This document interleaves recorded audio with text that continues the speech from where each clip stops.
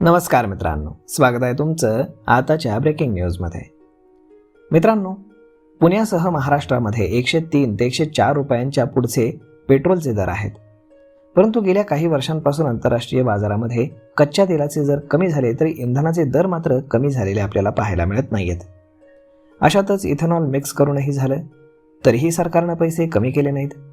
परंतु आज अचानक पुण्यातील कोथरूडमधील एका पेट्रोल पंपावरती 86 रुपये प्रति लिटर पेट्रोल मिळू लागल्यानं ग्राहकांची मात्र मोठी झुंबड उडाली.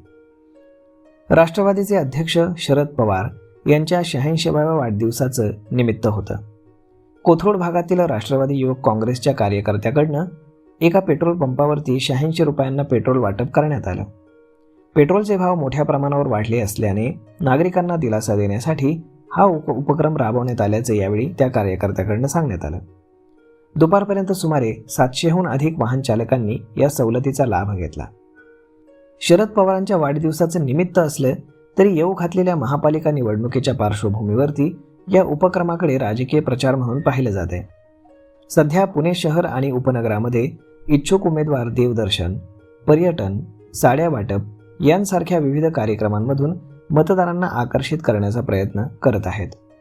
तर कोथरूडमधील 86 रुपयाचे पेट्रोल वाटप हा त्याच निवडणुकीच्या तयारीचा एक भाग असल्याची राजकीय वर्तुळामध्ये चर्चा सुरू आहे.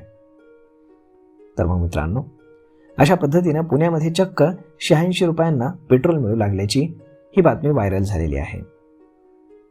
तर मग मित्रांनो, हा व्हिडिओ, ही माहिती तुम्हाला कशी वाटली हे तुम्ही आम्हाला कमेंट करून नक्कीच सांगा. आणि जर आवडली असेल तर आपल्या जवळच्या मित्रमंडळींसोबत देखील हा व्हिडिओ तुम्ही शेअर करायला विसरू नका. धन्यवाद.